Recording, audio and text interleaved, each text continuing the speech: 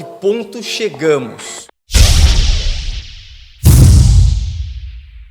Quem está de fato controlando o orçamento federal. Como diria Caetano Veloso, vamos ver quem tem a força da grana que ergue e destrói coisas belas. Uma matéria especial publicada essa semana pelo jornal Estado de São Paulo demonstra em números e cifras bilionárias que o Congresso Nacional, capturado pelo Centrão, avançou sobre o orçamento federal e impôs a sua agenda de projetos, tornando o governo federal cada vez mais refém do parlamento. Diz a reportagem do Estado. O Congresso atual tem um controle inédito do orçamento e o maior volume de projetos aprovados por iniciativa dos próprios parlamentares. De 2019 até hoje, o Legislativo comandou o destino de 115 bilhões de reais em emendas parlamentares, mais do que o triplo dos 33 bilhões liberados nos 4 anos anteriores.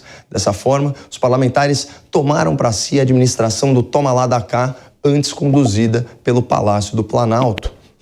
Especialmente na era petista, que administrava o toma lá da cá com dinheiro de corrupção, comprando apoio político no Congresso com propina e caixa 2, isso conforme elucidado pela Justiça Brasileira nos casos do Mensalão e do Petrolão.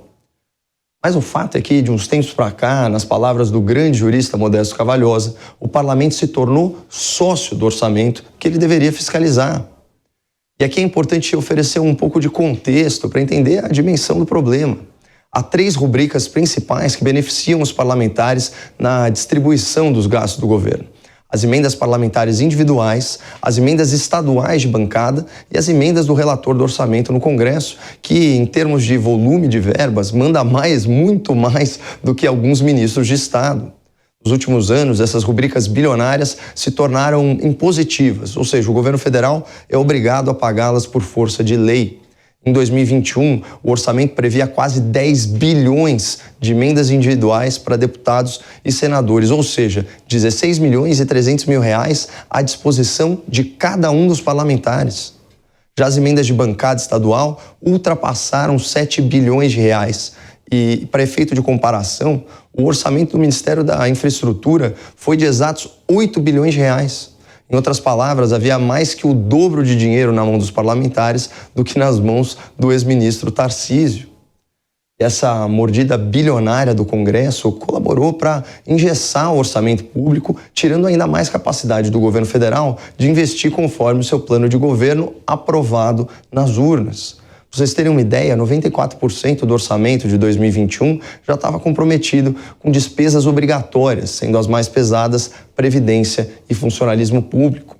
Sob a gestão de Arthur Lira e Rodrigo Pacheco, sucessores bem à altura de Rodrigo Maia e Davi Alcolumbre, o Congresso, liderado pelo Centrão, aumentou a sua participação bianual no orçamento de 45 para 69 bilhões de reais.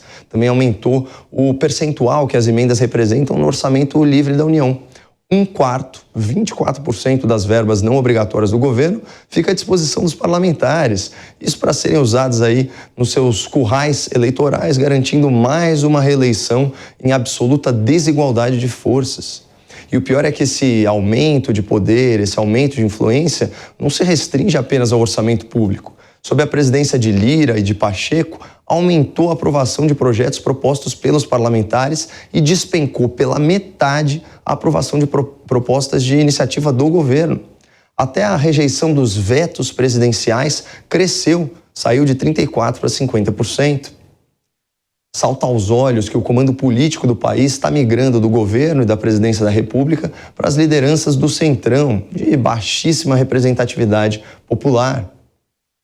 Não à toa, o senhor Arthur Lira defende despudoradamente a adoção de um semipresidencialismo e já criou até um grupo de trabalho dedicado a isso. Parece que o deputado se esquece que o povo brasileiro já foi consultado no plebiscito de 1993 sobre o sistema de governo da sua preferência e a ampla maioria da população optou pelo presidencialismo. Por isso, nossa conclusão não poderia ser outra. Com o Legislativo e o orçamento na mão, o Centrão compõe, junto com o STF e o seu ativismo judicial desenfreado, as 2 grandes forças políticas que mandam e desmandam no país.